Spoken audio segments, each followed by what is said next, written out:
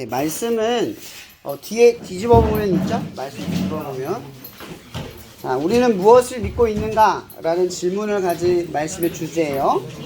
서로 교독해서 읽을 거니까 제가 읽고 여러분 나중에 읽고 마지막에 같이 읽으면 됩니다. 맞춰서 읽어야 돼요. 자, 그때 서기관과 바리새인 중 몇 사람이 말하되 선생님이여 우리에게 표적을 보여주시기를 원하나이다.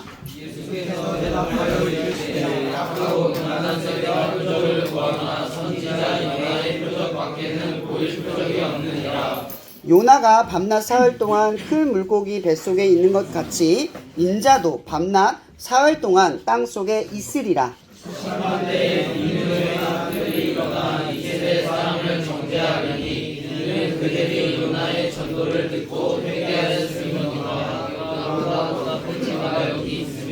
심판때에 남방 여왕이 일어나 이 세대 사람을 정죄하리니 이는 그가 솔로몬의 지혜로운 말을 들으려고 땅끝에서 왔음이거니와 솔로몬보다 더 큰 이가 여기 있느니라.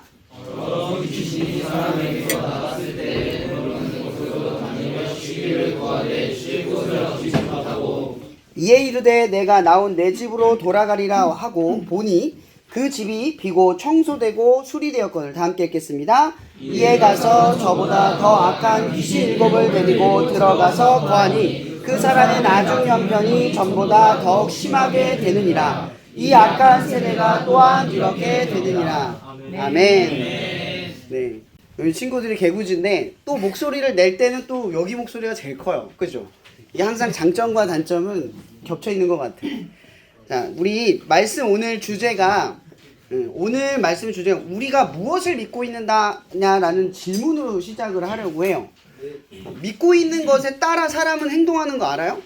내가 전날에 아침에 딱 일어나면 아침에 여러분들 루틴이 있잖아요. 루틴 하나 딱 어긋나면 기분 어때요? 그때부터 하루가 망가진 것처럼 오늘 망친 하루인데 이러고 하루를 시작하는 경우가 있어요. 그렇죠? 이건 생각해보면 믿음이 작동을 하는 거예요.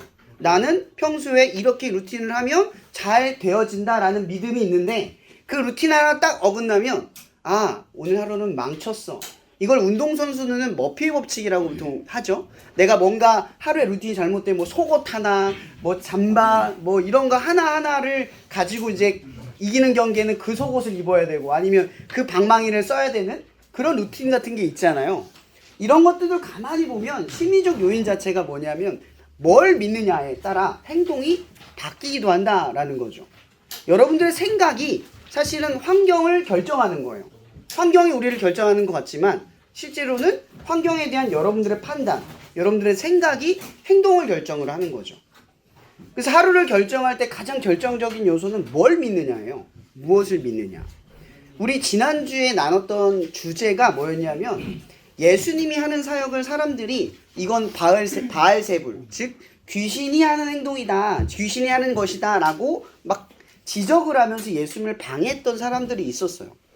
그 사역을 보면서 무리들은 예수님을 직접 보면서 그 사역을 믿기 시작을 했지만 바리새인들은 그걸 가까이서 보지 않고 오히려 어떻게 했어요? 듣기만 했어요.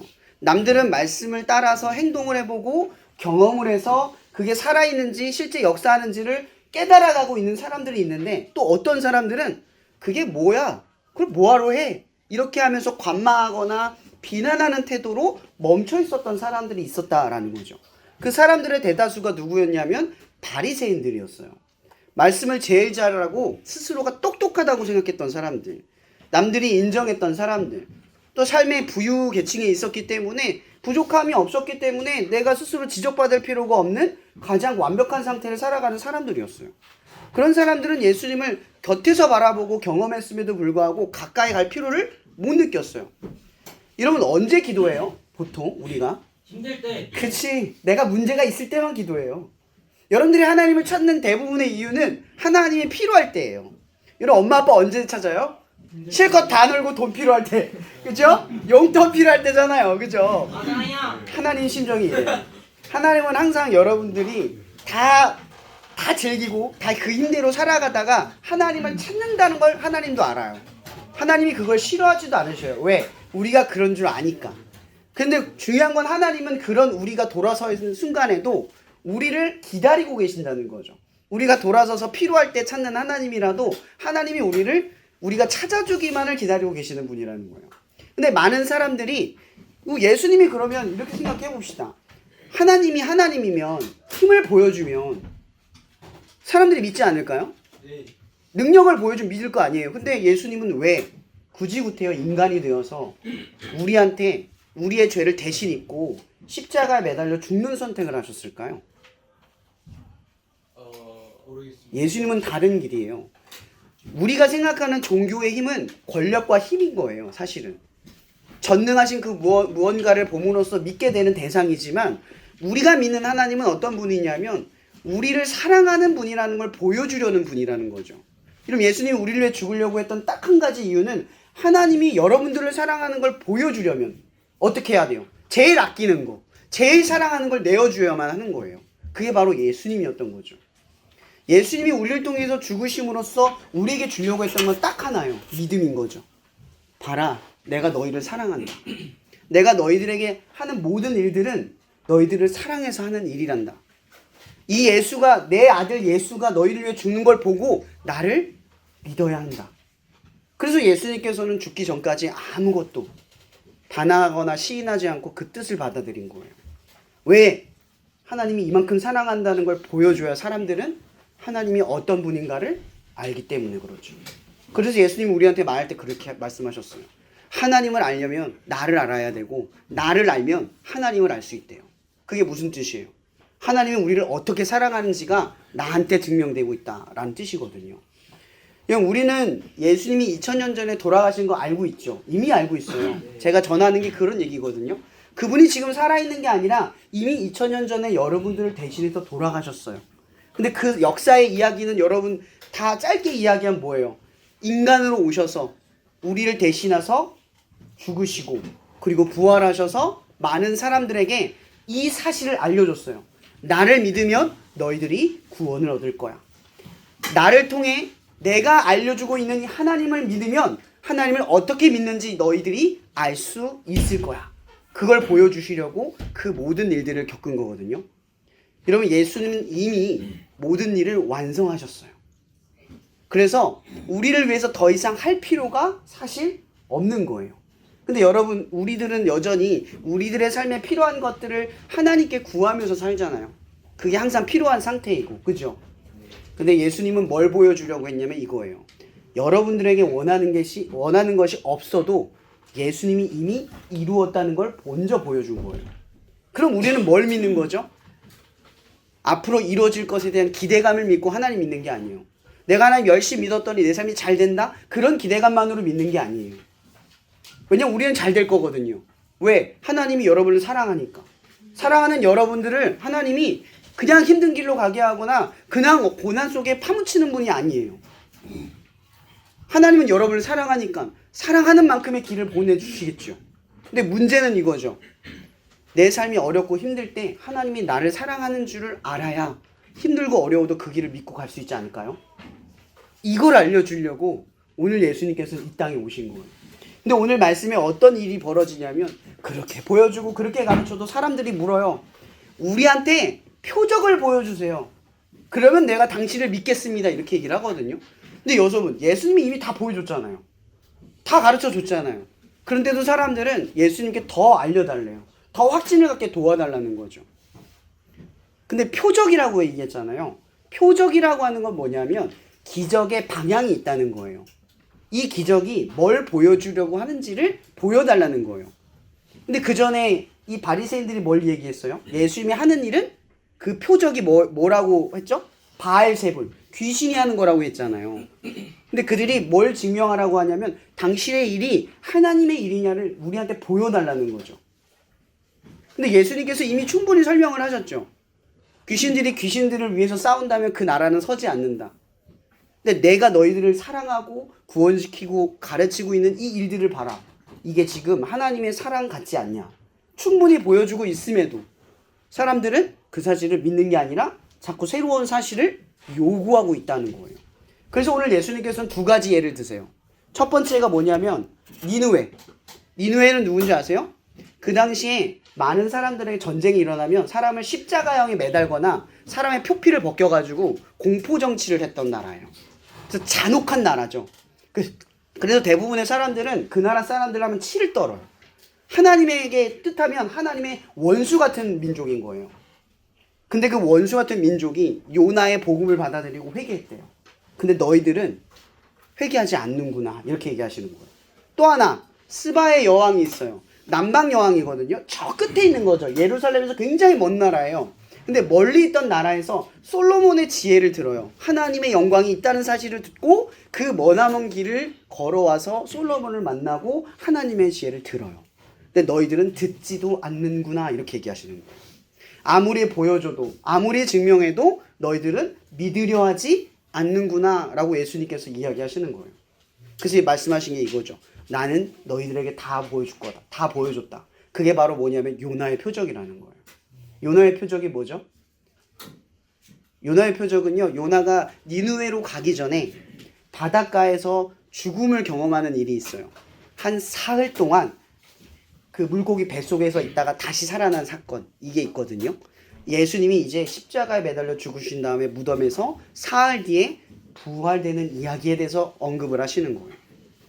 너희들이 이미 나를 믿을 만한 사건 하나만 있다면 그건 이제 내가 너희들을 위해서 죽은 그 한 가지 사건만 기억하면 돼. 그 사실만 기억하면 나를 믿지 못할 일은 전혀 없어. 이 이야기를 하시는 거예요. 근데 여전히 이 당시 살아가는 사람들은요, 그 사실을 받아들이려고 하지 않았어요. 예수님이 지금 미움을 받을 용기를 가지고 걸어가지고 계시잖아요. 자기를 죽이려고 하는 사람들의 세력을 전혀 모르고 계실까요? 이미 알고 있어요. 그 사람들이 나를 죽이려고 한다는 걸. 근데 예수님은 지금 죽기 위해 걸어가고 계시는 거예요. 사람들이 보면 귀신을 고치고 좋은 말씀을 하시니까 대단한 인기인 것처럼 보이지만 예수님은 실제로 그 마음의 심정이 사람들이 한 명 한 명씩 나를 죽이려고 든다라고 하는 걸 그 속의 심리를 이미 알고 계세요. 그래서 그분의 한 발걸음 한 발걸음은요, 죽음에 가까워지는 길이었다는 거죠. 그러면서 알고 있으면서도 불구하고 그 길을 간다고 이야기하시는 거예요. 누구를 위해서? 우리를 위해서. 그래서 머나먼 시간이 지난 뒤에 내가 죽고 난 뒤에 너희들은 알 것이다. 내가 너희들을 얼마나 사랑했는가를.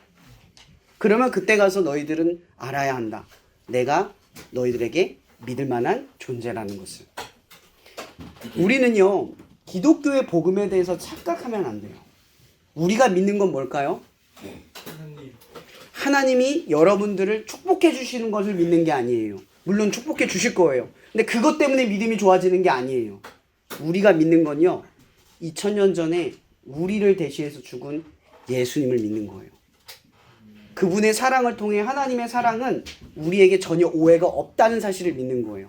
아무리 힘들고 어렵고 다른 사람과 다를지라도 더 많은 것을 갖고 있든 더 적은 것을 갖고 있든 더 좋은 환경에 처해 있든 나쁜 환경에 처해 있든 하나님은 여러분들을 사랑하는 길로 걸어가게 하신다는 사실을 믿는다는 거죠.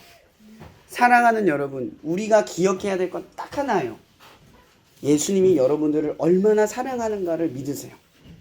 여러분들의 처한 환경에 따라서 하나님이 나를 이 정도밖에 사랑을 안 하네 라고 생각하지 마세요.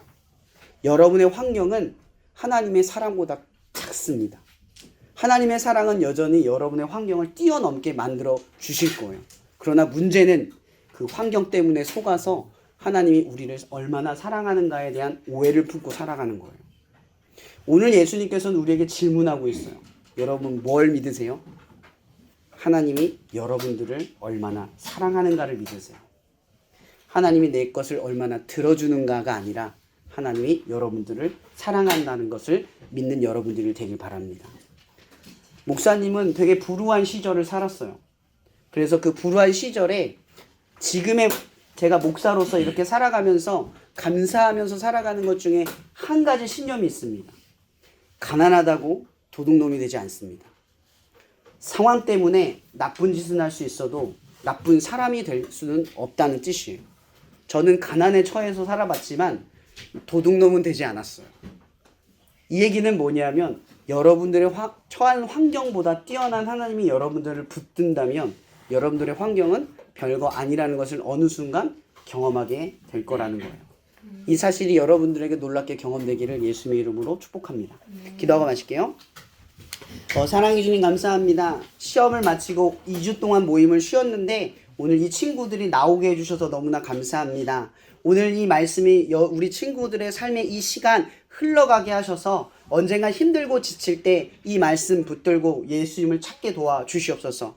그래서 처한 환경을 뛰어넘을 수 있도록 하나님 그들을 만나주시고 역사하여 주실 줄 믿습니다. 오늘 모인 것에 감사하며 살아계신 예수님의 이름으로 기도합니다. 아멘. 그럼 두 가지만 간구할게요. 이번 주 토요일날 저 초일교회에서 기프티드 찬양 집회가 있어요. 개별 신청으로 하는 거라서 지금 한 300~400명 신청했거든요. 정원이 800명이라서 아마 단체 신청 오고 그러면은 자리가 모자랄 수 있어요. 빨리 여러분 신청하시고 1시부터 접수하니까 일찍 오면 자리 배석 받을 수 있으니까 같이 오시고요. 미리 티켓 받는 거 안 됩니다. 그리고 또 하나, 오늘 간식은 여러분들 먹을 거를 싸서 줬는데 여러분 모임 왔잖아요, 그죠? 쓰레기를 꼭 쓰레기통에. 길거리에 버리면 우리 본의 안 돼요. 이렇게 나눠줬는데 이거 기도 모임 친구들 나와서 버린 거야 이렇게 되면 안 되잖아요, 그죠? 꼭 쓰레기는 쓰레기통에 버리시고 길거리에 버리지 않도록 주의해 주세요. 자, 모임 마치고